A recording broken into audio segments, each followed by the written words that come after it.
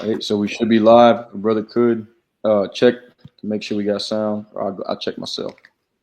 You know, let me take a look. We should be live though. Let's see. Make sure we got sound. We're good. Okay, we got sound. Okay, perfect. All right, I'll go ahead and open up. Shalom. Welcome to another live video. And as always, before we get started, we're going to give all praise, our honor, and our glory unto Yahweh, Bahashem, Yahushai, Bahashem, Double honors to the head apostles, / elder bishops of the great millstone who teach and who rule well. Peace, blessings, and safety to all you sincere Akim. Keep pushing, keep believing, and keep the faith, regardless of what people hear or whether they forbear. All right, so this is going to be a collaboration, Great Millstone El Paso, and a brother from Great Millstone Dallas, Osmo Wath. And we're just going to do a reaction to this this clip. Okay, may get through the whole thing, maybe not. Bringing out precepts, as you see the title of this video. Okay, it's from a YouTuber named A Homestead, something like that. And it says, living paycheck to paycheck is the new American dream. All right, pretty much, you know, going into how this place is circling the drain, it's crumbling. All right, this place is through. All right, and this is no incentives to this place anymore. And as we get closer and closer to the end, okay, the world is going to see the reason why they need Yahweh Bashim Yahushai. Okay, but the only ones who are really going to have access to him to be stable and have his knowledge, wisdom, understanding is the elect of the nation of Israel, consisting of the so-called Negroes, Latinos, and Native American Indians. All right, but if you brothers have anything you want to say, go ahead and say it. If not, I'll go ahead and play the video. You got it. Okay. All right, let's go ahead. Let's get started. Definitely the new normal. Living paycheck to paycheck is definitely the new normal in America. Okay, but tell me why I'm working overtime and I'm still freaking broke. And now, don't get me wrong, I make good money. I make over $25 an hour. But I do have 3 kids and a wife. And let me tell you, leading a family is financially stressful. I work all the overtime I'm allowed to get. Anytime I can get any overtime, I always work it. But no matter how much overtime I work, it doesn't seem like this paycheck to paycheck thing will ever end. And that's just something that I deal with and I kind of internalize and I don't talk about. But I can't be the only one that feels this way, right? I mean, surely there are other people out there who are tired of just getting by, man. Like when I was in high school just 10 years ago, like $10 or $12 an hour was really good money. And I remember thinking if I could just get out and make $15 an hour, I'm set. I'll have a good savings. I'll be able to afford a house, a car.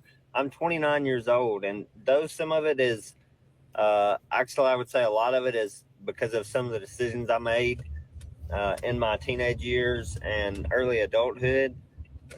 A lot of why I don't have a house is because of the economy and how shit is just expensive. Like I don't know. It's disgusting, to be honest. Like just to live and not have any money to do anything with. So I know Okay. All right. I got a few precepts to start off with. All right. So let me go. I'm gonna pull this up, switch tabs right quick. And the first precept that I have, I'm gonna start off with is 2nd Ezra's 7th chapter. Okay. And what he said, he's talking about how no matter how much he works, it feels like pretty much that no matter what he does, he's not making any progress.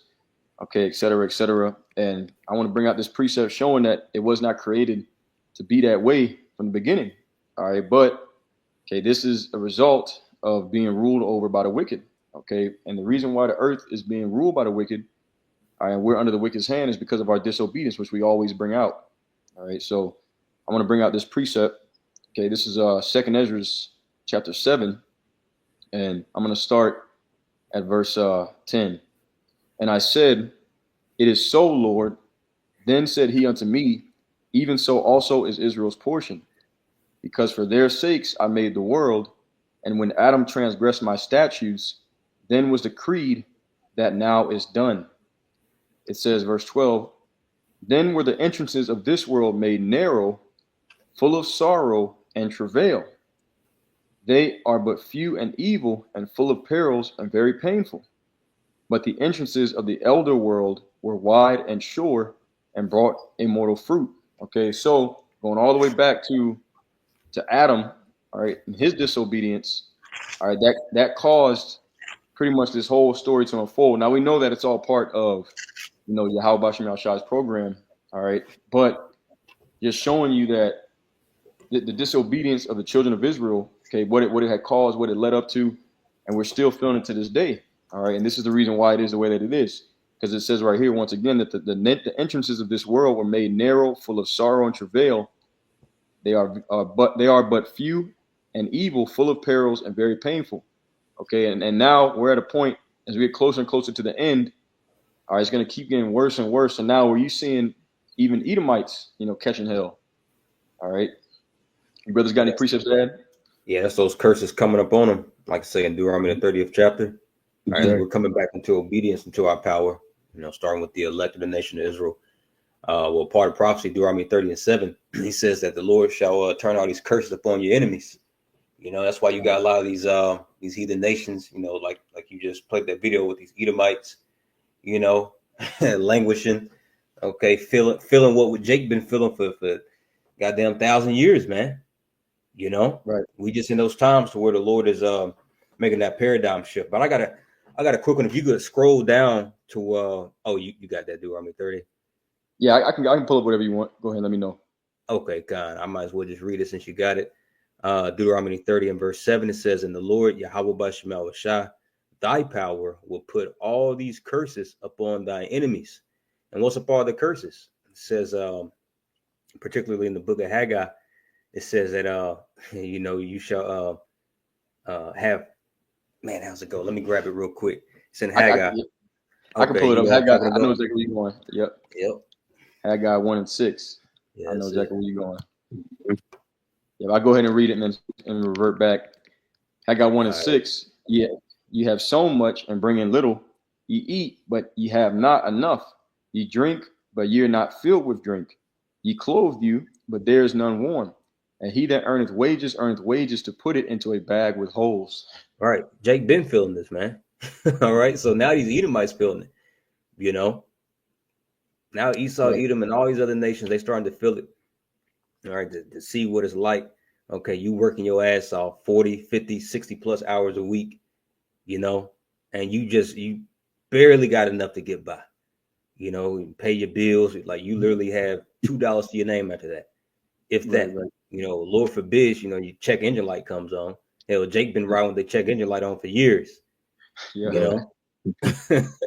You got the wire showing on your tread, on your tires, But now these other nations, they starting to feel it, man. But this what happens, when pride meets that threshold, the Lord starts to bring many great miseries, and we just in those times, man. But you got it. Yeah, if you ain't got nothing, Brother Rayab, I got something else I want to bring out on that. I'm going to mention, how it's another example that these birth pains are that everyone's starting to feel these birth pains, outside of Jake, not just Jake, but everyone, including these Edomites, and because these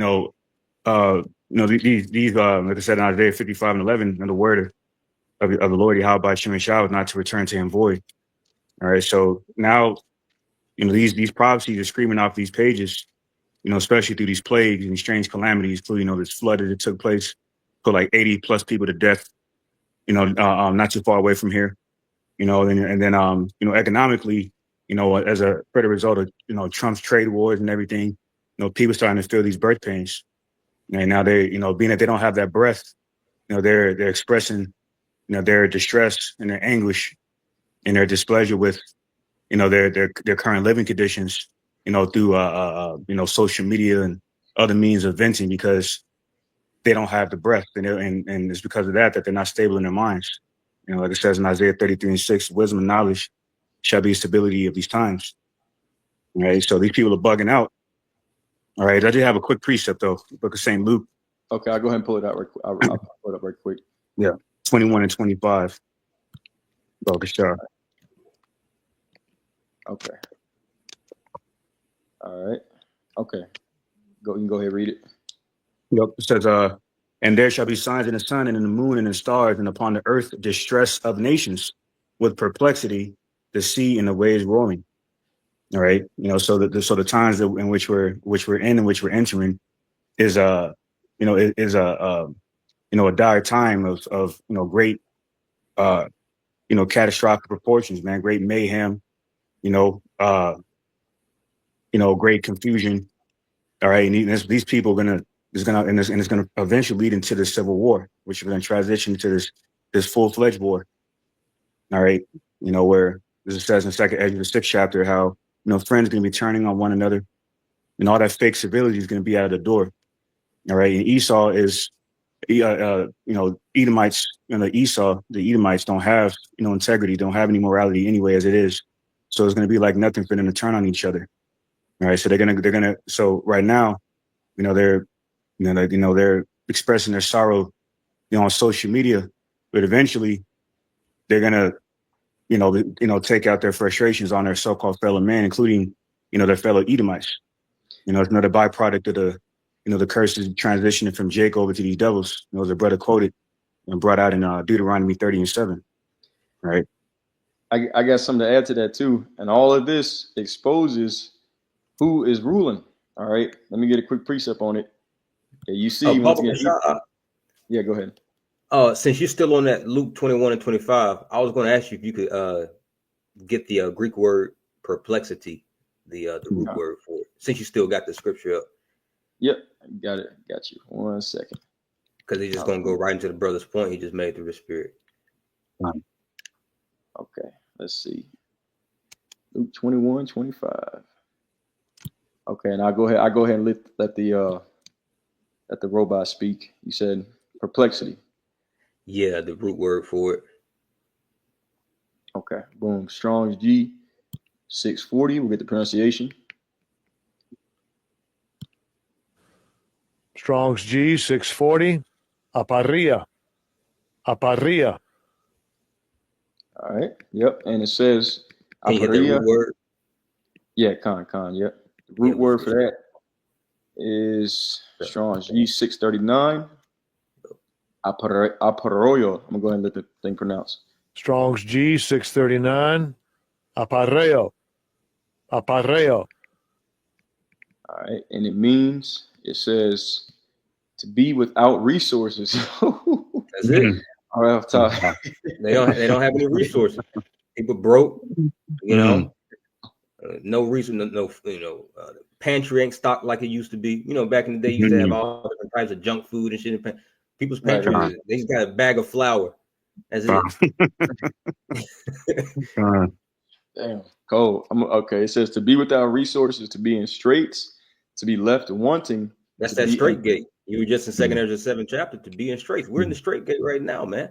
And scriptures tells us how we as believers, the mindset we should be in, as we're in these straight gates, or as we're in the straight gate, we should have the mindset as pilgrims, because hey, we feeling it too, we're all being affected, but as you just read in 2 Ezra 7 chapter, it says, for the righteous and the wicked shall suffer straight things, but the righteous, they have hope for the wide. That's the thing that differentiates us from, the people in the world. We have hope, and our hope is rooted, in Yahweh Bashemal Shai and having immortality, man. Right. Yep, 100%. 100%. Hey, this definition is a fire. It says to be without resources, to be in straits, to be left wanting, to be embarrassed, to be embarrassed. The nigger woman, she looking embarrassed now. She losing jobs left and right, being replaced by AI. Everybody's embarrassed. See, that's the Lord breaking this pride from these people, man. So they're embarrassed. People gotta, actually humble down and ask other people for money.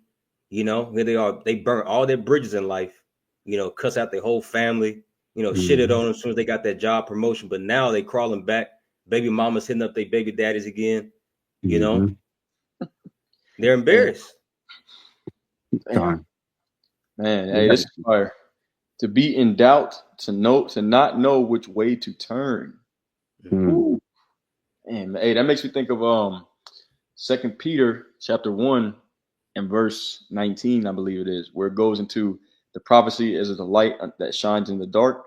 All right, because ultimately with the situation that's going on the earth, all right, and as we keep playing on that video, Okay, at the end of it, she talks about how most people, they're trying to figure out how to stock up on foods and all this kind of stuff, and they don't really know how to handle what they know is coming. All right, but once again, okay, through the power and spirit of Yahweh Shem Yahushai, those that had the spirit of prophecy know exactly how to handle it. And the answer is, running into that strong tower. All right, the name of Yahweh Shem Yahushai. All right, I guess go ahead. Oh, go ahead. I had a couple of precepts when you're done. Okay, all right, I'm just gonna read the rest of this, and I'm gonna bring one out right quick, and then you go ahead and bring yours out. It says, to be at a loss with oneself, to be in doubt, and not to know how to decide or what to do, to be perplexed. That's fire right there. Mm-hmm. All right. Now, I got something I want to bring out right quick. This is Jeremiah 49:10. Okay, because this is how we know who's ruling over the earth right now. All right, and this lines up perfectly also with that Deuteronomy 30:7. All right, it says, but I have made Esau bare. I have uncovered his secret places, and he shall not be able to hide himself. His seed is spoiled, and his brethren, and his neighbors, and he is not. Okay, so even in their own kingdom, all right, like I said, the first person on the clip was Edomite complaining about how no matter how much overtime he works, he still feel like he don't have enough. All right, so just want to bring that out. But you said you got some precepts, Art? Con. Start with this one here. Second Ezra 8:50. Okay. It says, for many great. Oh, so I'll let you put it up on the screen, Salakia. It's all good. All right, go ahead. Yep, this is Second Ezra 8:50. It says, for many great miseries shall be done to them that in the latter time shall dwell in the world, because they have walked in great pride. Just to land back on the priest's point, all these people that were, in this great, this high lofty position of prominence and preeminence, especially the nigger woman, losing losing at least 106,000 jobs for that recent statistic that came out several weeks back. These Edomites, going more viral within these social media, videos and whatnot, expressing how downtrodden they are, and other people, but, including these modern day Babylonians in America, expressing how downtrodden they are, just all further examples of, the Lord Yahweh Shemeshai to break it down, this pride, this great pride, is a further byproduct of Esau Edom, who is the epitome of pride, So it's your pod to see these devils squirming and, crying and just looking pitiful and weak, what I'm saying? Because it's another, it's another omen or indication that they're losing their power. All right. And, and where, Jacob's on the up, on the come up, so to say. All right. There's a paradigm shift right now. And right, going into that precept in Second Ezra 6 and 9, how, Esau is the end of the world and Jacob is the beginning of it that followeth, So it's a great sign that we're seeing a lot of these Edomites, voice, their distress about everything, the perplexity with, everything that's going on. All right. And to further land back on that, going into the breakdown of the word perplexity, the priest had called for, and it said, going into, the lack of resources. This is Second Ezra 6:22. And it says, and suddenly shall the sown places appear unsown. The full storehouses shall suddenly be found empty. And then we're getting to that point. That's why it's not a coincidence that, around the vid 19, there are a lot of these truck drivers going on strike. What I'm saying? These freight drivers, going on strike and being furloughed. Well, 5 years ago, a lot of them, a good number of them going on strike. All right, which is going to be that much more detrimental, to this so-called U.S. economy, because how else are goods being imported into America outside of freight? Of freight transportation and logistics and so forth. Okay, so then to add insult to injury, you got Nero Caesar reincarnated DJT. Running amok with these trade wars and whatnot, affecting his, the closest trading partners of America, including Mexico, Canada, we get a lot of our, our goods from, or including the lumber, that is used to, make homes and whatnot, which is further affecting the real estate market. So everything is going up. All right. And Esau, the nigga woman, and these other reprobates in the world, okay, are out here complaining and going on social media and venting their frustrations and everything because they don't understand what's going on simply because they don't have the breath. You know what I'm saying? So, so we're at that point, man, where, Babylon the Great is circling the drain. It's only going to get worse. But you got it. Yep, kind. Nope. You got a precept you want to bring out, Osmond? Yeah, I was going to just laying back on the brother's point, and also you got to take into account, we, go into often, this is all a controlled demolition, like with, these ICE deports, Northern Kingdom, especially, Issachar and, all the other Northern Kingdom tribes. But nonetheless, man, I was looking at some news reports concerning that, and like half of these construction sites are empty. A lot of these farms are not being harvested. I'm talking about right here in America. So that's also going to contribute to a lot of these storehouses being suddenly found empty, because these Americans, they're not going to work. They're about to do the grunt work, be out there in the fields, picking watermelons and cantaloupes and all different other types of fruits of the field, and working these construction jobs, for cheap labor. Right. So this is absolutely a controlled demolition. I got some precepts I want to bring out on that, what you just said, out of Job the 24th chapter. But if I may, I want to bring out some precepts from the comment board. Hey, Shalom, Yahweh Shem Yahshai Barakatham to the brothers. All right, Yahweh Kanan. All right, the end has come. Prudence 144. All right, Amawan Padah, GMS Denver. Shalom Akim. I'm gonna get a few of these precepts right quick. Okay, the brother Amawan Padah, GMS Denver put up Proverbs 29:2. When the righteous are in authority, the people rejoice. But when the wicked bear rule, the people mourn. Okay, That's it. And that goes, like I said, that Jeremiah 49:10. That's how we know the wicked is ruling. The people are mourning. All right, even their own people, man. All right, he's destroying even his own people, and that's that's at Deuteronomy 30:7, taking action. All right, I want to get this one as well. It's one of my favorites right here. Ecclesiastes 4:1. It says, "So I returned and considered all the oppressions that are done under the sun, and behold, the tears of such as were oppressed, and they had no comforter. And on the side of the oppressors, there was power, but they had no comforter." All right, when things really hit the fan, okay, and it's already starting, all right, these Edomites, they're going to lose it because they don't have no comforter. Okay, but Jake has the Holy Spirit, not Jake, but the elect has the Holy Spirit. All right, it has these prophecies of the light to guide them through the darkness. Okay, we have a vision. We can see the light at the end of the tunnel. All right, we know that this is not the end all be all. Okay, we've took our chips out of this place a long time ago. All right, fire precept block. All right, let me get this one also. Yeah. What was you about to say? Yeah, I was about to say, I see the brother, the end is coming, put up that Ezekiel 7:5. I want to see if you could get that in the NLT verses 5 through 11 in the NLT. Bubba Bashar. Already on it. Ezekiel 7. You said verses 5 through 11? Yeah, you can break it down if you want to. All right, I'll let you go for it. I'll let you do it. Ezekiel 7 and New Living Translation. 1 second. So like it is, you already know internet, man. My computer. Okay. All right, we got it pulled up. And all right, go ahead. Bring it out. All right. This is Ezekiel 7:5 in the NLT. It says, "This is what the sovereign Lord says. Disaster after." Let's see. Is there any kind of way you could zoom in? Okay, there we go. Yeah. Let me see. About it. I was able to do it on my computer, so good. Okay. All right. Yeah. And in context of this chapter, Ezekiel the 7th chapter, this vision, prophecy that the Lord gave, the prophet Ezekiel, to drop his word unto, Jake, particularly the southern kingdom, as impending doom, all right, from the Babylonians was coming upon Jake for their wickedness and rebellion. But hey, same thing in the spirit applies in these times.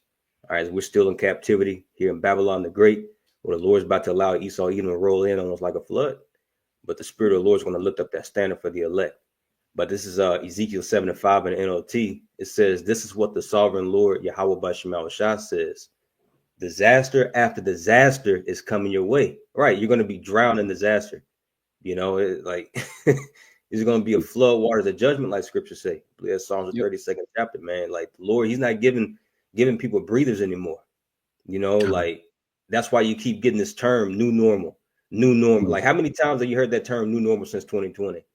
Right. It was a new normal. Okay, you got to wear a face mask everywhere you go. Then after that, it was 2 face masks. Then it was a Boost mobile shot number 1. That was another new normal. Boost mobile shot number 2. That was another new. Like, it's disaster after disaster. You know, verse 6, it says, "The end has come; it has finally arrived. O people, so like it, your final doom is waiting. O people of Israel, the day of your destruction is dawning.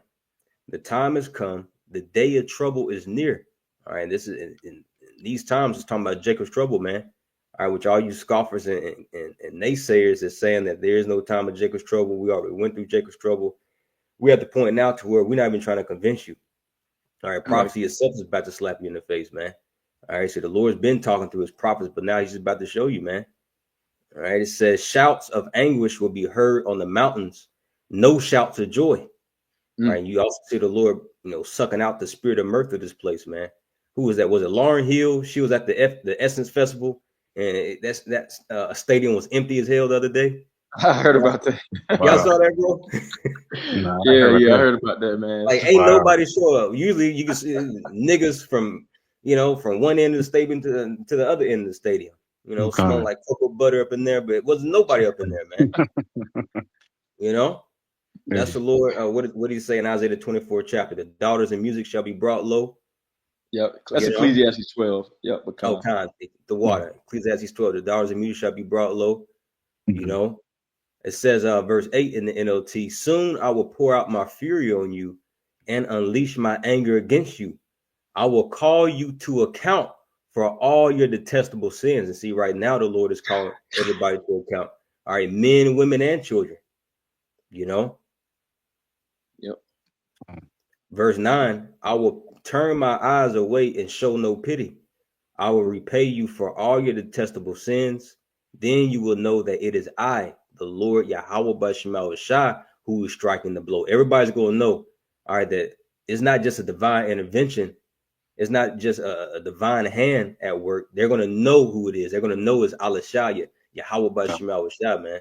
You see, and how are you going to know that? Because it's been proclaimed by the mouths of the prophets. Verse 10, it says, "Are you about to say something, Mark?" Nah, I'm over here cheering on the Lord. I said, that's right. Yeah, man. Ain't nobody gonna be attributing these judgments unto sweet Jeebus, or Allah or Buddha, or the black woman. Everybody's gonna know it's Yahweh Bashim Shai, man, and that's what we waiting on. So, Rock the 36th chapter says, "Let them know thee as we have known thee." Verse 10, it says, "The day of judgment is here; your destruction awaits." And see, and the Lord is just fattening everybody to the slaughter right now. You still able to go to Chili's for two for 20s, 2 for 20. And people think it's all good still. Even though the big beautiful bill was signed and passed into legislation this past Friday on 4th of July, people popping fireworks. They don't even know that their destruction awaits, man. Right. It says the people's wickedness and pride has blossomed to full flower.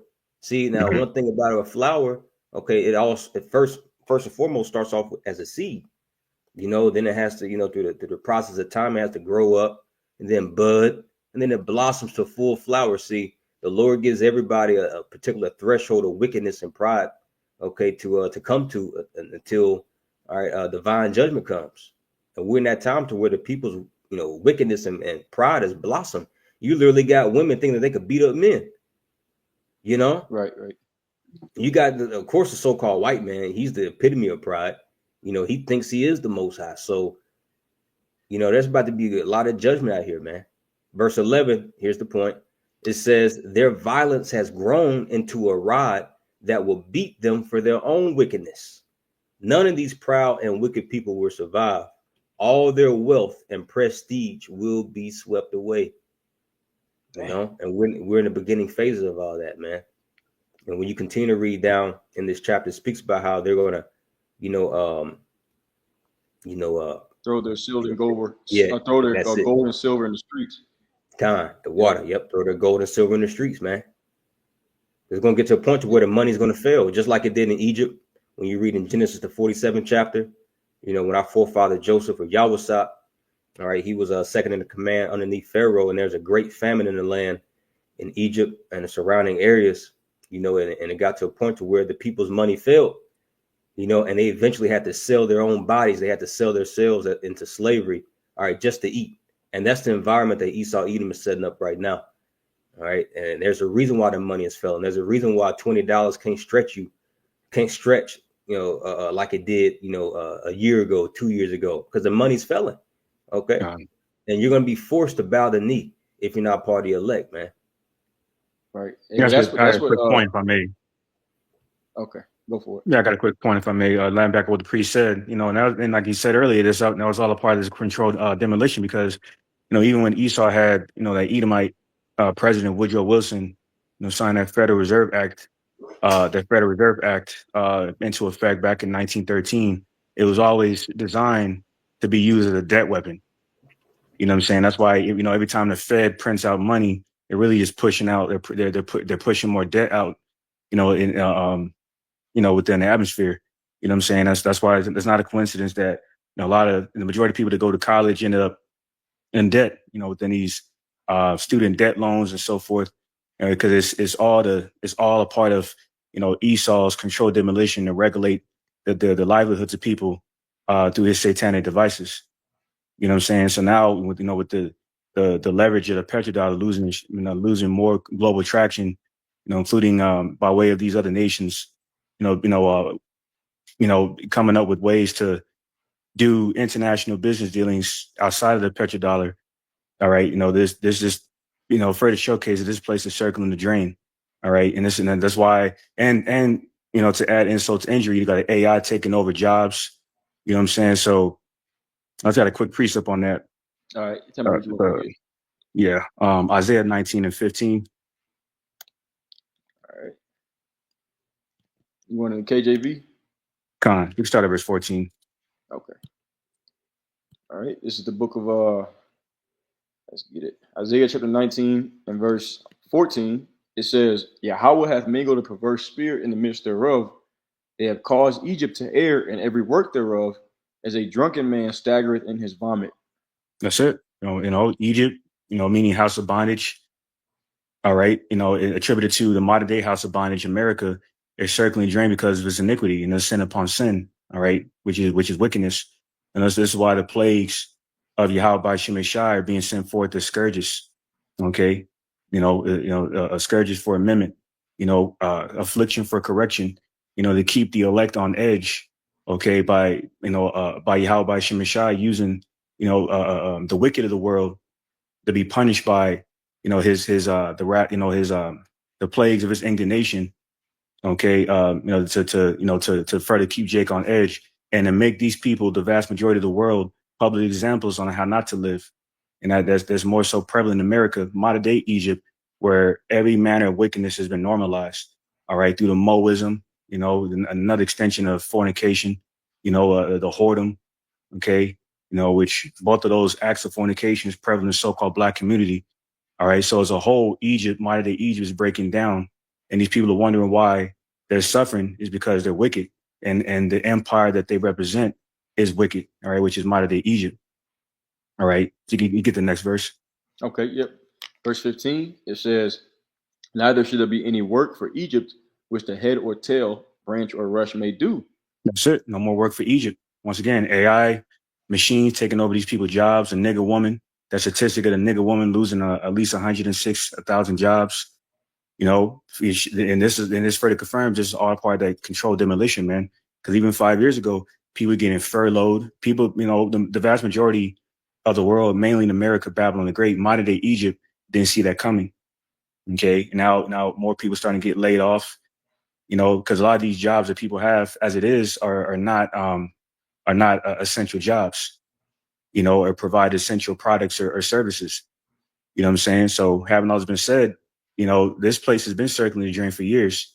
Okay. And it's only going to get worse because Yahweh by Shemeshai using DJT, whom we believe to be the cruel Lord in Isaiah 19 and 4, to further bring the conclusion of the collapse of this place, modern day Egypt, okay, which is going to further, in the midst of that destruction, these people are going to be losing their minds in the midst of this civil war, and due to a lack of, due to a scarcity of resources, okay, these people are just going to, they're going to be losing their minds, and it's going to, it's going to lead into complete pandemonium out here, which is going to further lead into martial law.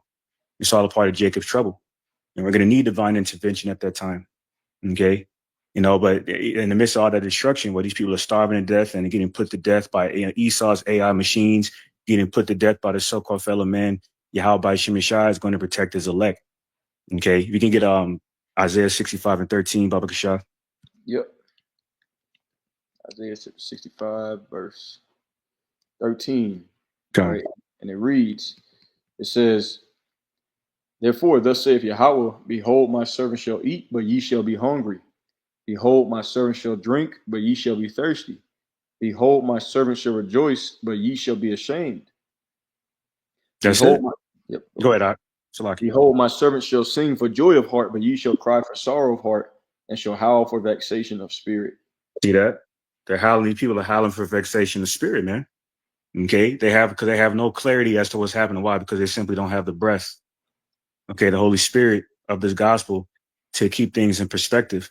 Okay, so while they're out here being, consumed within the plagues, Yahweh Shemeshai, including the plague of famine, the plague of the sword in the midst of civil war, including these AI machines ripping them apart, hell, these wild animals ripping them apart. You know what I'm saying? And in the midst of this judgment as a whole, okay, the elect are going to be moving like pilgrims, okay, because they contain the breath.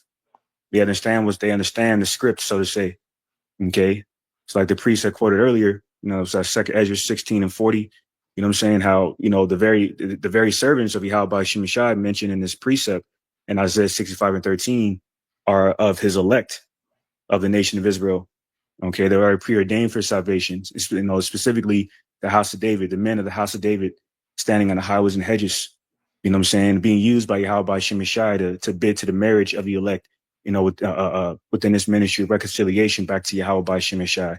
So these are the very servants that are going to be well off, okay, and not going to be too much affected by the times that are going to come. And even though we're gonna feel like everybody else, Adam Ratazah, we're of that remnant, that elect remnant, okay. But the elect are going to be taken care of, man. Okay, they're going to be fed. All right, now whatever the elect is going to be fed, may not be the most satisfying bread, that may be out there, so to say, but Yahweh Shemeshai is going to protect his elect, because it says in Sirach 4:28, when it says, strive for the truth unto death, and the Lord Yahweh Shemeshai shall fight for thee. Okay, you got it. Yep, I want to bring this out to add on to that. Okay, Proverbs chapter 13, and I'm gonna get verse 18 first. Mm-hmm. Proverbs chapter 13 and verse 18. All right, and it reads, it says, poverty and shame shall be to him that refuseth instruction. Okay, and that's what we've seen. All right, the people of the world have refused the instruction that has been brought out by the mouths of the prophecy, how about Shem Shai. So they're getting ready to face, all right, poverty and shame, being destitute, being in that state of perplexity that the brother Osmond Wath brought out earlier. All right, poverty and shame shall be to him that refuses instruction, but he that regardeth reproof shall be honored. Okay, and even in that time, all right, when Jacob's trouble hits, okay, those who have hearkened unto the word of the Lord and served him and did what they were supposed to be doing in this time, all right, they're going to be stable in that day, man. Okay, and they're going to be in honor. We all know the scriptures, Isaiah 4:1, Isaiah 32:2. Okay, the Lord, he's going to give that honor to his men, and everyone's going to see it, as it says in Second Ezra 16:70, and then shall it be known whom are my chosen. Okay, when that time comes, man. All right, let's go. I'm gonna skip down to Proverbs 13:25. All right, it says, the righteous eateth to the satisfying of his soul, but the belly of the wicked shall want. All right, just to add on to that, Isaiah 65. Okay, when that, like I said, the times we're coming into, the Lord is putting a squeeze on this place, and people are going to find themselves in that state of wanting, in that state of lack. All right, but as the scripture says, there's no want to them that fear Yahweh Bashem Yahushai. Okay, so he's going to make sure that they're good in that day. I got another one I want to bring out real quick. Two more, actually. Malachi, the 3rd chapter, I'm gonna get this in the MSG if they got it on here. I don't know if they have that translation on the blue letter. Don't look like it, so I got to go to Google. Bear with me. All right. Once this, as it said, okay, that those who take heed to the instruction of the Lord will have honor. Okay, this is Malachi the 3rd chapter in the MSG, which is the Message translation. And I'm gonna read verses 17 and 18. Okay, Malachi 3:17, it says, "The God of the angel armies, okay, Yahweh, power of hosts, said, they're mine, all mine. They'll get special treatment when I go into action. I treat them with the same consideration and kindness that parents give the child who honors them. Once more, you'll see the difference it makes between being a person who does the right thing and one who doesn't, between serving the Most High and not serving Him." All right, so that's self-explanatory. I really don't need no breaking down, man. Okay, like I said, we didn't even get through too much of the video, which we'll go back to it in a minute. But That's what all that sign and gonna cross. see. Salaki. Now, go ahead. You say what you're gonna say. Yeah, I was about to say Salaki, Brian. I'm going to cut you off. I was about to say that's what all the sign and crown is going to do for the elect. All right, that's why they're going to get that special treatment, because they're going to have that tawah. Doing all the signing, because Jake is tired of y'all always talking about the same thing. Y'all always complaining. Well, there's going to be a reward for that, man. And the brothers going into this reward beautifully, speaking about how we're going to eat, we're going to drink, while everybody else is in anguish of soul. We're going to be rejoicing. Abaratazah. That's our expectation. We're not in this truth, having, that what if demon on us, because you could think up in your head all day long, all different types of scenarios. Damn, what if I go to Alligator Alcatraz? Shit, what if this? What if that? Okay, what if the Lord just delivers you? What if you eat? What if you drink? Scriptures say, according to your faith, be it unto you. Hey, that's the if you finish with your thought, I just want to add that's the reason why in Matthew the 6th chapter, the Lord said, "Take therefore Matthew 6:34, take therefore no thought for tomorrow, for tomorrow shall take thought for the things of itself. For sufficient unto the day is the evil thereof." Because if you start thinking about, like you said, the what ifs of, well, what can I be a week from now? If you do end up getting captured, you get locked up. What if they do this? What if they do that? You'll psych yourself out. And that'll cause you to waver in faith. All right, versus just saying, "Hey, I'm right here, right now." And hey, the Lord said that He would pull us out of situations where we thought there was no way. You start meditating on the scriptures, like Daniel in the lion's den, the 3 holy children in the furnace, et cetera, et cetera. You think about stuff like that, and that'll keep you grounded, man. All right, during that time. See, the people of the world, they ain't got that. Not only do they not have the knowledge of the prophecies of what the kingdom of heaven is going to be like, all the rewards for the elect, but they don't have the knowledge of how the Lord delivered His chosen, in times of calamity, multiple times, man. I mean, we those that study the scriptures diligently, okay, we could bring out all kind of different stories of how the Lord, did miracles. What came to mind just now was First Maccabees, the 2nd chapter, okay, and then he was talking, the Maccabees brothers was talking about being valiant for the truth, and then look how the Lord delivered them. Okay, so hey, man, just once again, that's why this truth is so important, and doing what you're supposed to be doing in the eyes of the Lord. Because as we continue on this video, we're going to go back to it in a minute. The people, it's just a compilation of people talking about how they can feel the squeeze coming down on this place, but they don't have a way out. Okay, they have no answers what to do. Once again, as the brother Osman Wath brought out, they're in a state of perplexity. Okay, they're in a state of wanting, a state of lack, and they have no direction on what they're supposed to be doing. How to escape it. But we do. That's why we got to be extremely thankful. Go ahead. Yeah, it's a lot, bro. But you're making some beautiful points to the spirit. You were speaking about how when you read all these different accounts in the scriptures, how the Lord always came through, for His people, during the time of hardship and calamities and famines.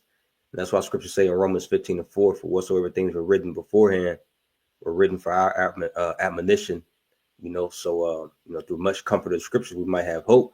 Well, I was thinking about that account that we made reference of early in Genesis 47, with that great famine that came, in Egypt.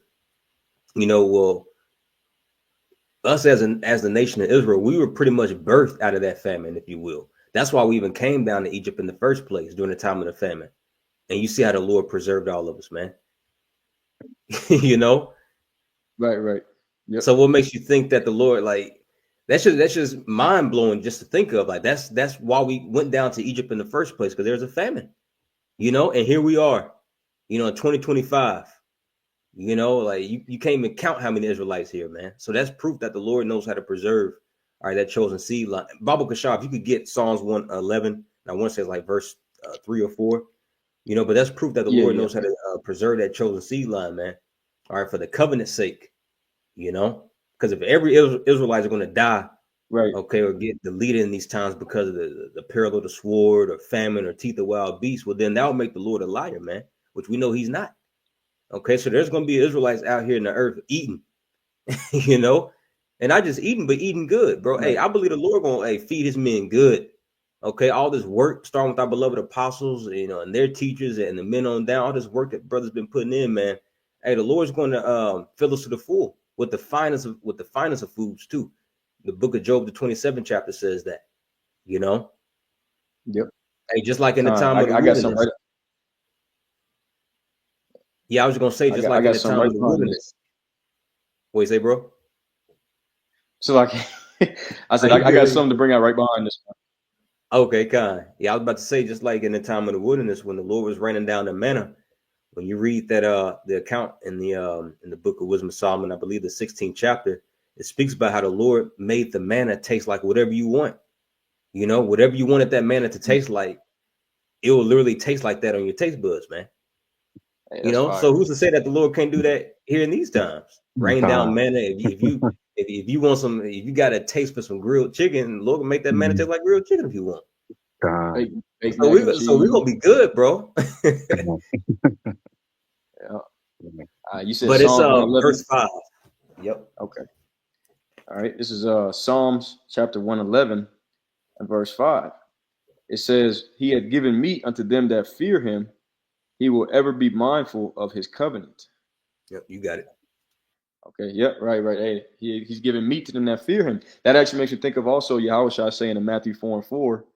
All right. He said, and we're quoting from Deuteronomy. I forgot exactly which chapter he's quoting from, but it says, that the Lord had done all these things to show us that man shall not live off of bread alone, by the word, every word that proceedeth out of the mouth of the Most High. All right.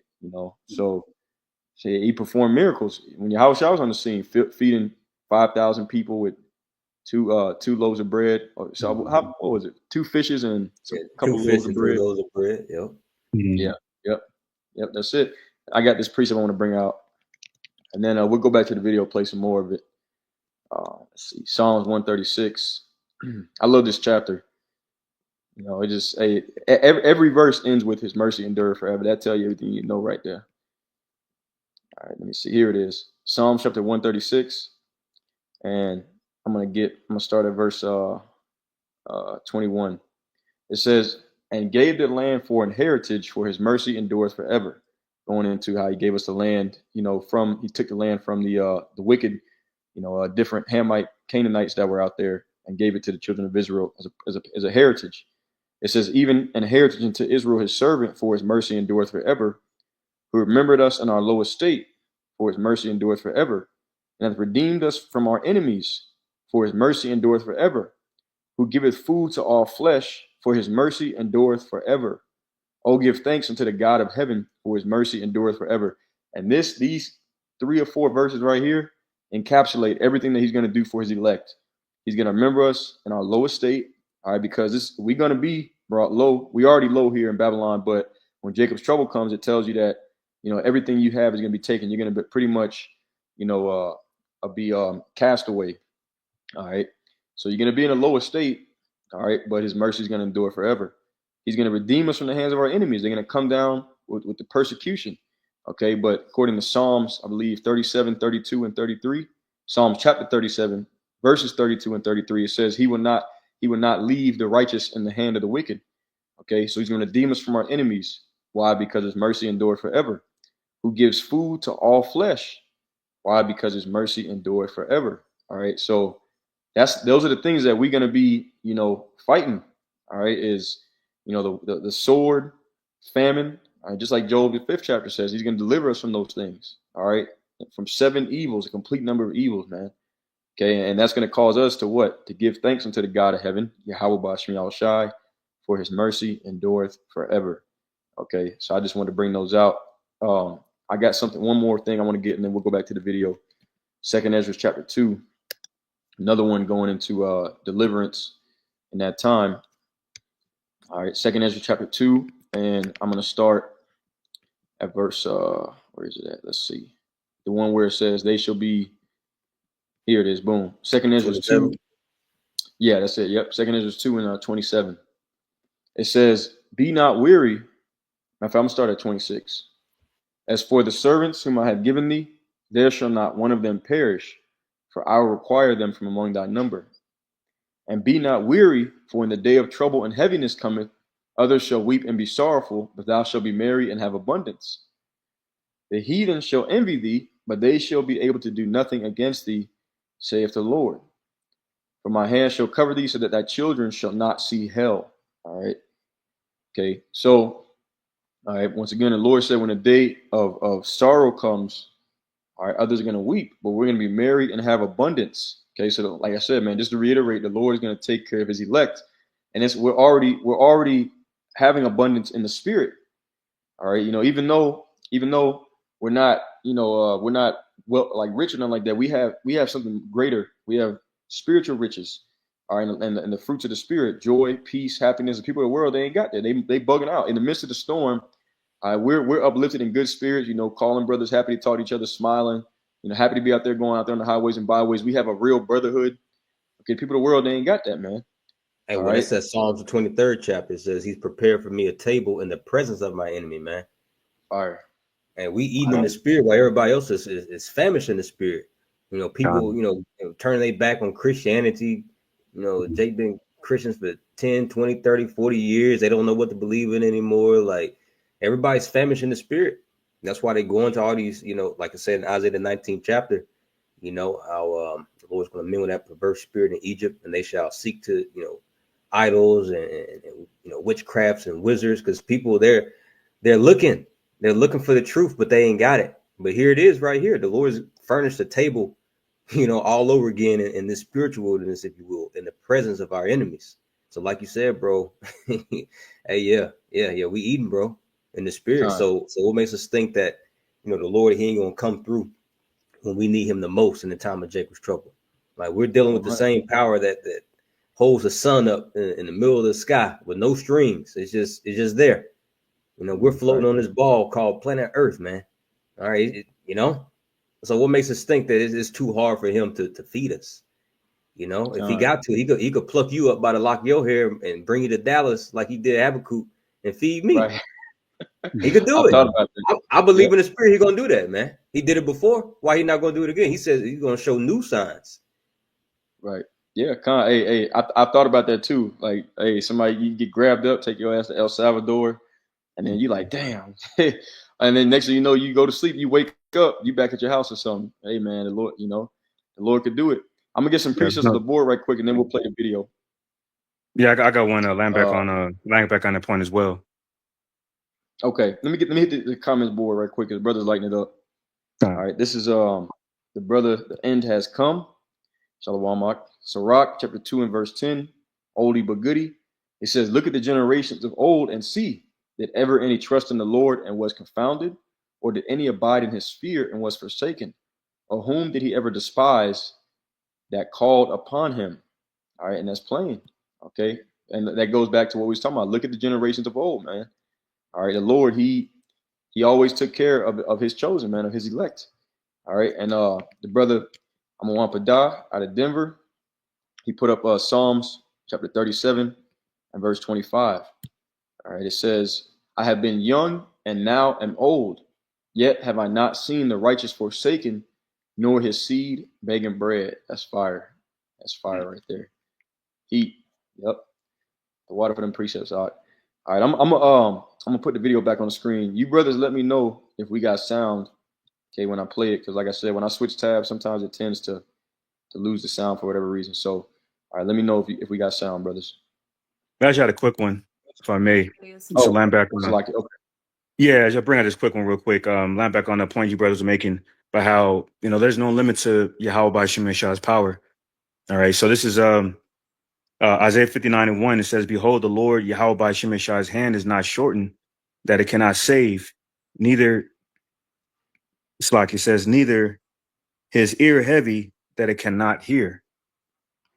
Okay, so in terms of in terms of the salvation of the elect, I mean, that's of no exception of the power of Yahweh by Shem Shah being limitless. You know what I'm saying? So so when all hell breaks loose, that's going to be on full display within that divine intervention. All right, that's all I had on that. And I got Oh, one I just okay. want to say. I got one I want to bring out too, if it's okay, if it's permissible. Okay, go Okay, ahead. this is all right. This is Psalms 121 and 1. It says, "I will lift up my eyes unto the hills, from whence cometh my help. My help cometh from the Lord, which made heaven and earth. He will not suffer thy foot to be moved. He that keepeth thee will not slumber. Behold, he that keepeth Israel shall neither slumber nor sleep. The Lord is my keeper. The Lord is thy shade upon thy right hand. The sun shall not smite thee by day, nor the moon by night. The Lord shall preserve thee from all evil. He shall prepare thy soul. The Lord shall preserve thy going out and thy coming in from this time forth and even forevermore." Fire, fire. Beautiful precept. Okay, now you make me get one more. All right. All right, Psalms 4 and 3, and then we'll go back to the video. It says, "But know that Yahweh has set apart him that is godly for himself. Yahweh will hear when I call unto him." Heavenly Father's will, man. All right. Heavenly Father's will. Yeah, so the prayer, the prayer of the humble pierces the clouds. Yep. All right. Yeah, that's it. Let's go back to the video. Y'all brothers, let me know if it's got sound. All right. I'm gonna press play. Feeling this, but how are we doing this? What's up? I'm in my 30s. I have my master's in business administration. My husband is an engineer. We should be making great money and be golden when it comes to money, right? That's what I was raised thinking. And instead, just like everybody else, we are living paycheck to paycheck. Like, it is so hard. We have a house. We were lucky enough to get a house. I know a lot of people can't do that and haven't had that opportunity. But our house mortgage has gone up $400 or $500 since when we first bought it.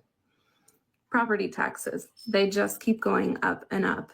So with that, our mortgage just keeps climbing too. We have 2 kids. With kids comes diaper prices, comes formula, comes everything else that comes with it, including daycare. Daycare.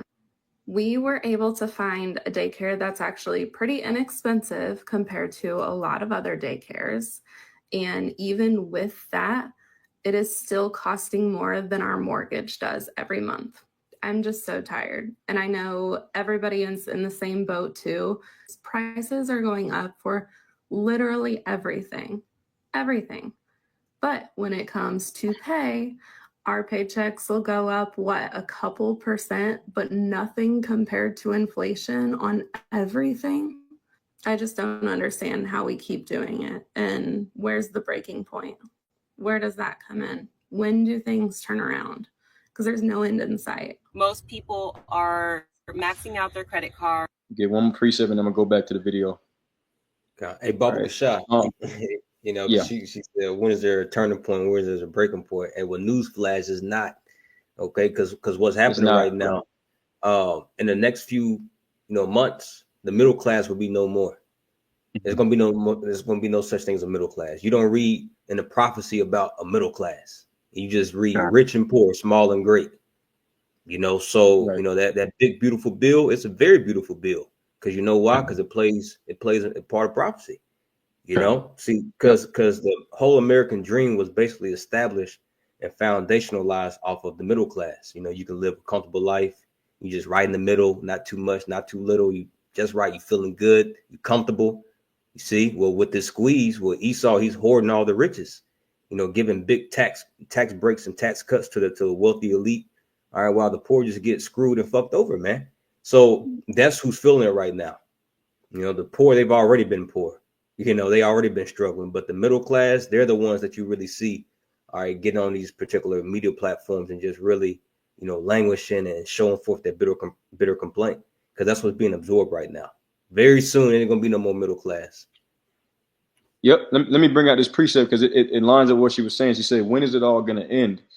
All right. This is Psalms. Matter of fact, I'm gonna do this in the blue letter because I'm just curious to see what I never read it in a different translation. So, but I'm gonna get Psalms chapter 4, verses 6 and 7. All right.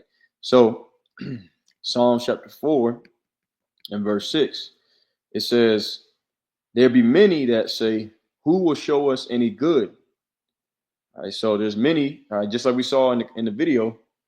All right, that is saying, when is all this gonna end? I don't know what I'm gonna do. It's looking like even that first guy, he said, I've just kind of come to accept the reality that this is life, that this is it. All right. And that dude, I think he said he was 29 years old. That's a pretty sad reality because most people don't even retire in this country until they in the 70s, if they retire at all. Most Jakes don't never get to retire. They work themselves into death, literally. Like that woman that she worked so much that when she took a short break and went to go sleep in the car and she died in the car from literally overworking herself.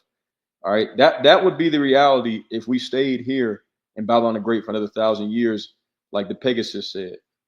All right. But once again, okay, we have a greater hope, and we see it. Okay, we see that the Lord is setting the stage for this place to be taken down and for us to enter into the kingdom of heaven where all these problems will be washed away.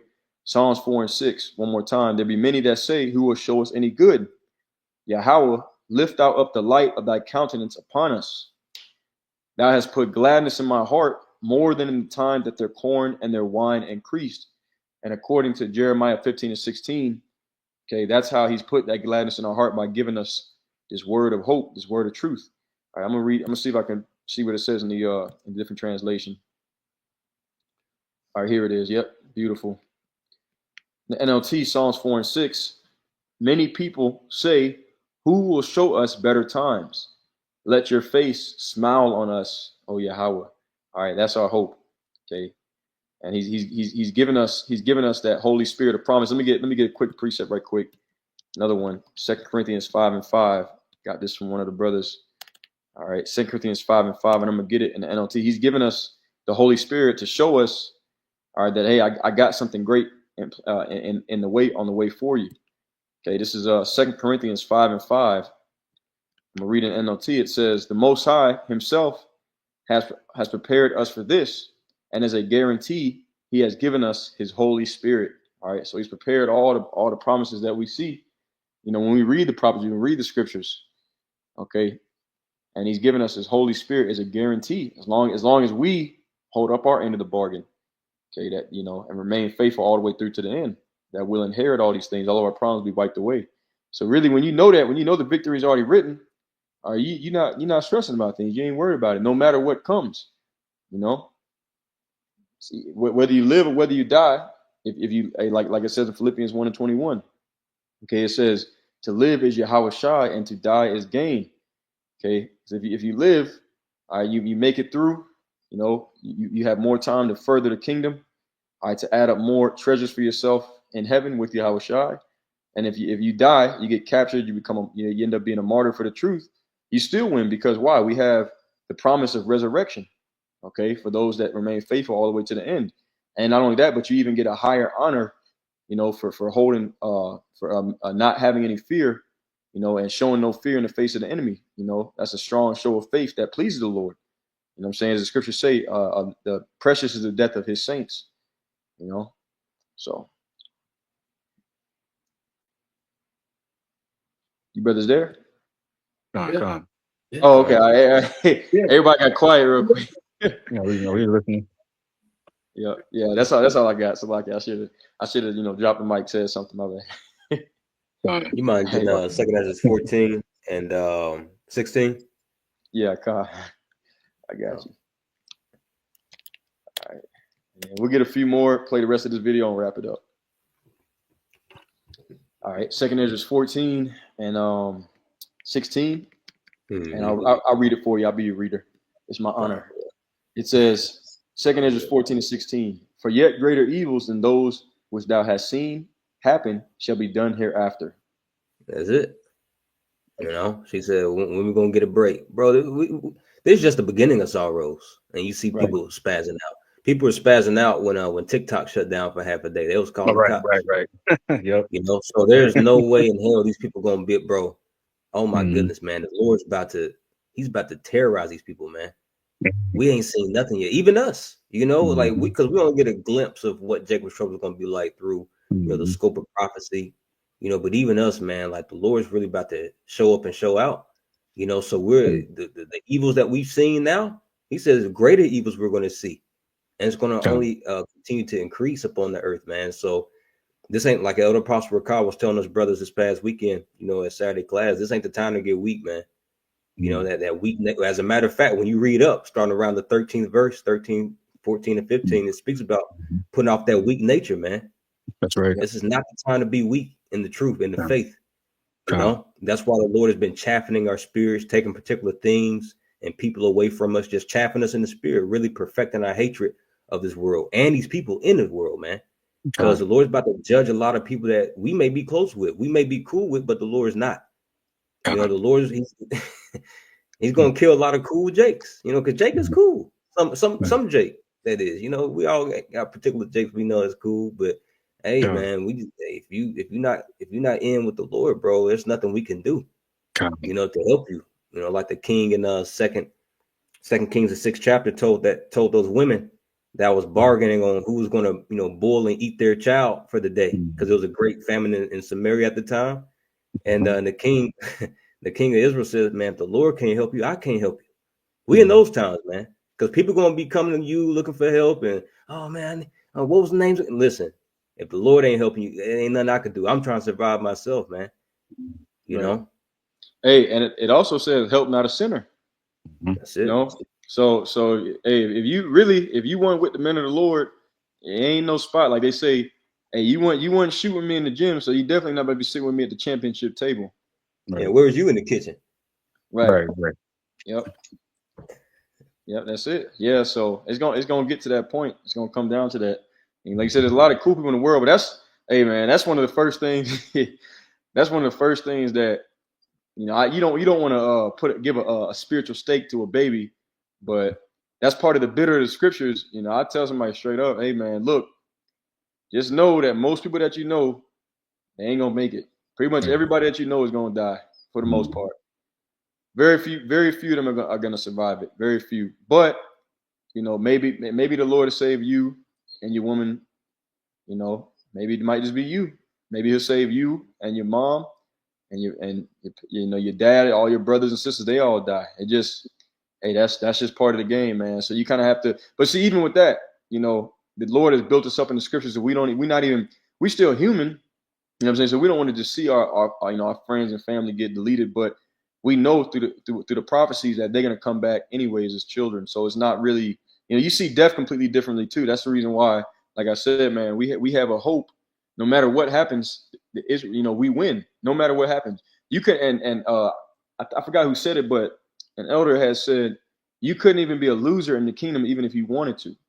You know, it's not possible because the Lord has set it up. That's what makes Yahushua sacrifice so great. You know, for even the wicked of our people will receive. You know, they're not going to get on the first go around. They're not going to get the rulership and the great honor and glory that the 144,000 elect is going to have. But all right, they'll still be blessed. You know, because their nation will be in power. So the Lord has made it to where everybody, you know, all the Israelites really are going to win in the end of it all. So with that in mind, it's like, hey, shoot for the stars. You know, why even worry about what's going on in this?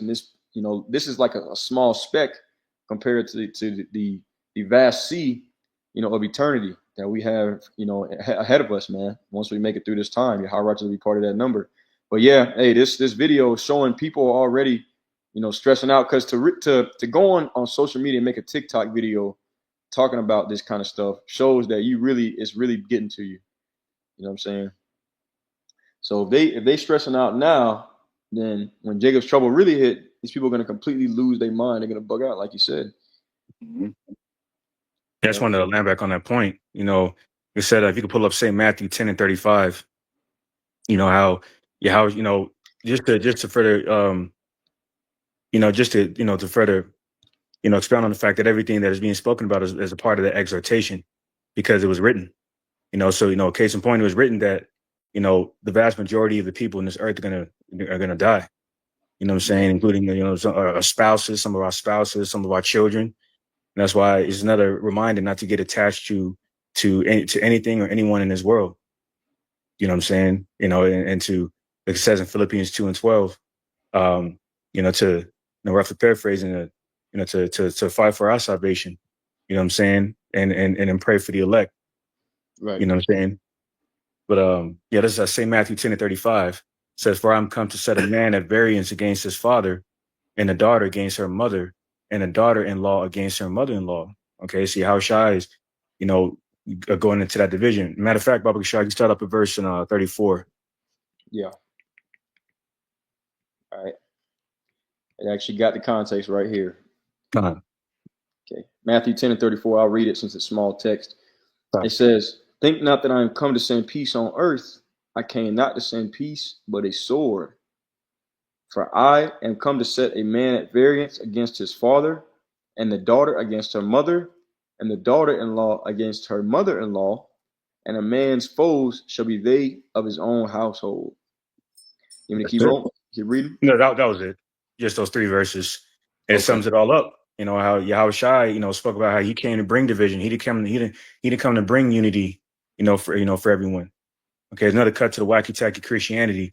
Okay, regarding that false notion that the Lord, loves all nations and creeds. It really, it really originates back to that, the origin of the that New World Order, agenda that the Cushite Nimrod had initially attempted, and then during the Hellenist period had the Greek Edomites adopt that mindset, okay, that in which they're carrying out now. Okay, so that just further confirms that the whole universalism, doctrine is satanic and unbiblical. Because Yahushua just set the precedent here. He came to divide people. He came to divide, like he said in St. Matthew the 25th chapter, to how he came to divide the sheep from the goats. Okay, so when he returns, he's only going to save the elect of the lost sheep of Israel. Okay, and if who's on that proverbial VIP list, if you will, whoever's not on it, their ass is grass. You know what I'm saying? Yeah. So that was the point. You got it. Okay, Con. I'm gonna play the rest of the video, and then we'll get some closing points, and that'll be it. Same thing. Let me know if we got sound once I turn it back on. All right. Before I do that, though, let me get this couple comments off the board one more time. Let's see. Okay, so all right, the brother Amawan Padah put up Luke 23 and 31. It says, "For if they do these things in a green tree, what shall be done in the dry?" All right, they already freaking out. All right, and things ain't really happened yet. So what's gonna happen when that well dries up? Okay, as it says, the vintage shall fail. Beautiful precept. Let me get this other one. The end has come. Hebrews 10 and 31. "It is a fearful thing to fall into the hands of the living power." That's it. It's a fearful thing, man. And so a lot of people they're gonna be caught on the wrong side of judgment, all right, because they refused instruction. Like we brought out earlier, poverty and shame shall be to him that refuses instruction. All right, so let's go back to the rest of that video. We'll play it out, and you'll just hear.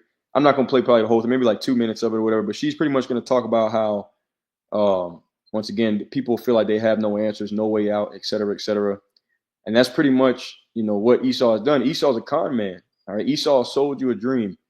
Okay, Trump is the perfect man to be representative of that, because all right, Trump himself, he's done all kind of different ill business dealings. He had different businesses, and that he just flat out didn't pay people. Took folks' money. I think he was supposed to have some kind of university where a bunch of people paid into it, and he just took their money, then filed bankruptcy 7-8 times. Esau Edom is the epitome of America, Babylon the Great. Okay, he is the perfect representation of it. I sold you a dream. Yeah. Talk. Yeah. sold your dream, spoke sweet nothings into your ear, and then left you with the bag. So you got something you want to say, Art? Yeah. Esau, he's the one who taught niggas how to be niggas because he's the real nigga. God. Right. You know? And the Exactly. scripture says that riches are not comely for a niggard. Right. You know, Esau's a niggard. He's the ultimate stingy person, man. There should be no such thing as a homeless person or a famished person. There should be no such thing as a famine, bro. Like, how can there be a famine? But you got all these seeds everywhere, just thousands of acres of farmland, and the government's killing the farmers, buying them out, destroying the crops. So he's the real nigga, man. Scamming. He's the ultimate scammer. Yep. 110%. Yeah, and the Lamb niggas ain't got nothing on these Edomites. All right, but anyway, I'm gonna go ahead and play the video. Let me know if we got sound.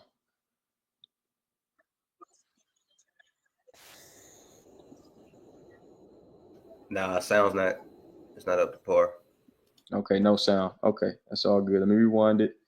What I do, come in, I go out, and come back in. So, like, I hate how it. Like I said, I get it worked out later on, but okay, now we should have sound. Most people are maxing out their credit cards. Most people do not have much of a savings. Most people are bombarded by their bills, by their utilities, by everything else that they owe, their student loans, medical bills. Most people do not make enough at their job. Most people don't have enough of a raise every single year to keep up with the cost of living. Most people cannot afford their housing because the rent is through the roof, or because their mortgages are astronomical, or their insurance payments are going up and they're finding it hard to keep up. HOAs are going up. Everything is going up, but it's going up at a much higher rate than it used to. And then groceries is a huge bill for people every single month. And the fact that you can't even just go and get normal, healthy food anymore, and without it just kind of costing an arm and a leg, is ridiculous. And this is being seen across America all over the place. If you're not being frugal, if you're not shopping frugally, if you're not being frugal with your finances, with your spending habits, you're really feeling the punch. And nowadays, it's like you have to make over $100,000 in a household to be able to feel okay. And people are reporting that even when they make those amounts, those high amounts, that they're still not doing okay. It's crazy because when I was growing up, I felt like only the elites would make like $100,000 a year. I mean, it seemed so far fetched to be able to make that kind of an income. But nowadays, it's like, if you don't make that, you're struggling. And most people are struggling here in the United States of America. I really don't know how people are doing it. The cost of everything is just absolutely absurd. And I just don't know how people are doing it. And it's sad because more and more people are not wanting to have families. They are regretting their purchases. They're regretting doing certain upgrades, and even, the vehicles that they have leased out, or vehicles that they've purchased that they have their vehicle payments on. They're regretting it because it's like you can't even keep up. And so much of it is really a trap. The more things that we want, the more things that we spend our money on, the more things that we get in debt over, you're just trapping yourselves. You're staying in a trap, and a lot of it is self-inflicted because of debt that people incur. And I want to say this real quick. That's what Esau's society was designed to do. His society was designed to trap you, even with the whole, consumerism culture. All right, where you got to have the new iPhone every year come out. You got to get the new J's. The new Xbox came out. So you got to keep constantly upgrading. Got to get the new car. Et cetera, et cetera. A lot of the reason why people are struggling so much, which is through the spirit. The apostles talked about living frugally.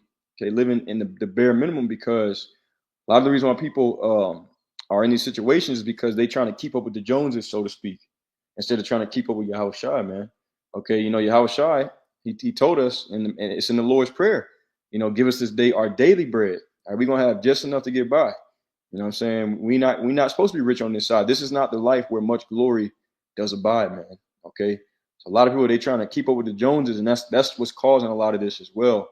Because they used to be in that high and lofty estate, and but us, we've been in a low estate, and we we just waiting patient on the Lord. He's going to exalt us in due time. So that's also going to cause a lot of people to end up on the streets, because they're bouginess, really, what it comes down to, trying to keep up with the Instagram lifestyle. So I'm going to keep playing the video. Or choices that they continue to make. And there's a lot that's not self-inflicted. There's a lot that it's just a byproduct of what's going on in society, but in the economy. But a lot of it is also by choice. And there's just a lot of choices being made out there, keeping people in debt. And it's really sad. I think the best things that people can do right now is to work their way out of debt little by little. Cut back on your spending at the store. So predominantly the grocery bill, cut back on that. Find ways to, do with less, your basic staples like rice and beans and different things like that. Cut back on that. Cut back on any extra spending. So if you don't have extra money and your savings already built up, maybe don't take that vacation. Don't put the vacation on a credit card. Get rid of that vehicle. If you have vehicle payments, if you have monthly payments on a car or a truck, get rid of those payments or get rid of that vehicle. Downsize your rent, wherever you are. Don't get into a high mortgage if you're not going to be able to afford it, if you lose that great paying job or if other hard times come on.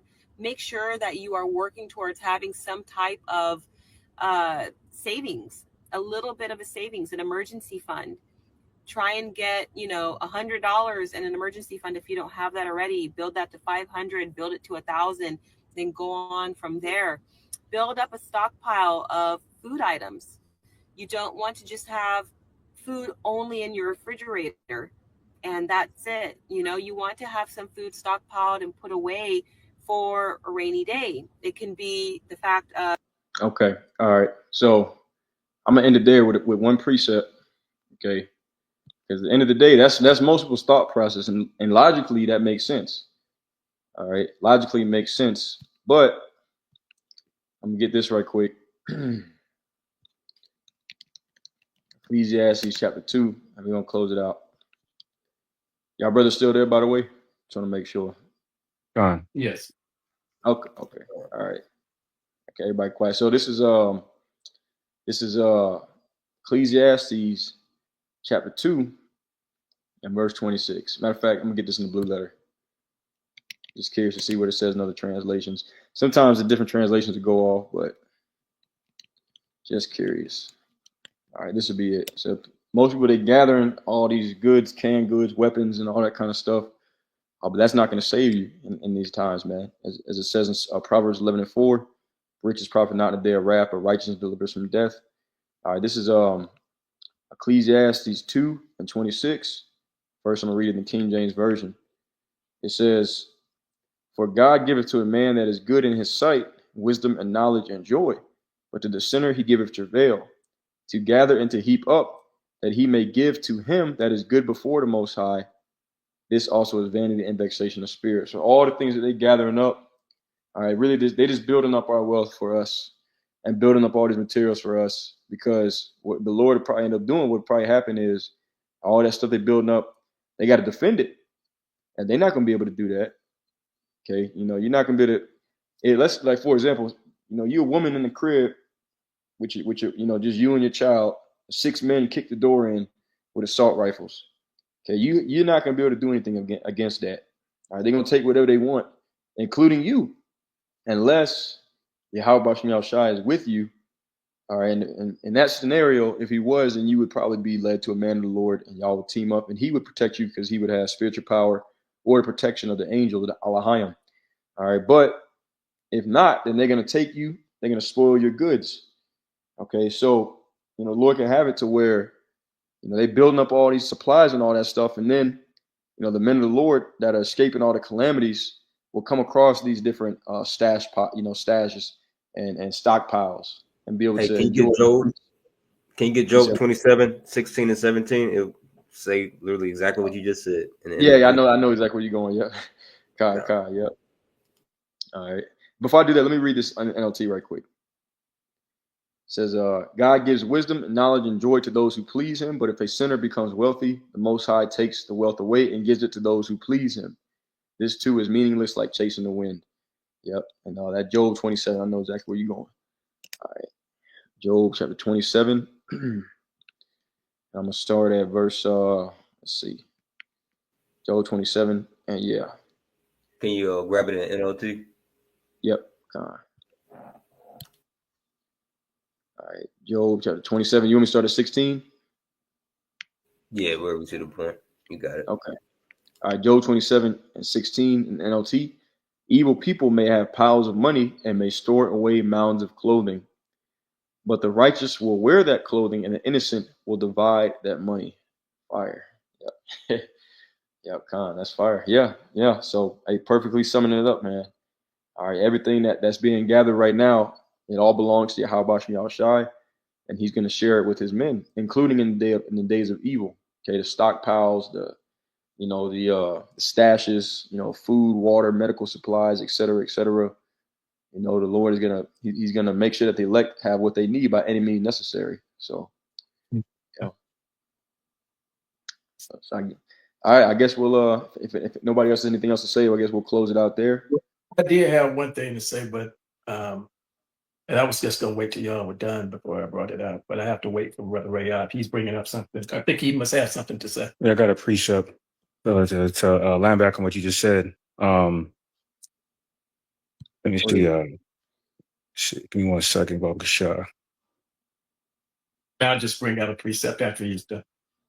We'll close that. Go ahead and bring it out now, brother. Now, since he's looking. Yeah, he's using the phone. Yeah, go. You get a Sirach 20. Yeah, can you get a Sirach 21 and 8? Yeah. Okay. All right. Sirach chapter 21 and verse 8 says, "He that buildeth his house with other men's money is like one that gathereth himself stones for the tomb of his burial." That's it. All right. So you devils have, you've established your house with fortune that didn't belong to you. Like during the Spanish Inquisition, you stole all the gold, the other precious resources of the land, and attributed it to yourselves. All right, and then having the audacity to oppress, the people that you use to establish this house by way of, which is mainly America, modern day Egypt, the house of bondage. All right, so that recompense is coming. All right, but by way of you gathering, by way of those efforts of you establishing, this proud house. This speaks about it, Proverbs 15 and 25. This modern day Egyptian empire, with our money, with our abundance, with our resources, you in turn have gathered, yourselves stones for your own, for the tomb of your own burial. So that quote Yahweh Shemeshai is okay. And it's just another example that you might haven't gotten away with what you've done. Even though the Lord Yahweh Shemeshai used you as a sword in his left hand side, he's going to pay you back double everything that you have unleashed upon us. It says in Revelation 18 and 6. All right. That was it. Yeah. Okay. All right. What did you have to say, brother? Now. Okay, so I was just going to read 7 verses of this is Songs of Solomon, the 2nd chapter, and it reads, "I am the rose of Sharon and the lily of the valley." Which verse? Okay. Start from the top. It's the Songs of Solomon, the 2nd chapter. I am the rose of Sharon and the lily of the valley. So this is Yahweh Shai. All right. Because we know through reincarnation that Yahweh Shai was once King Solomon. And it says, "As the lily among thorns, so is my love among the daughters.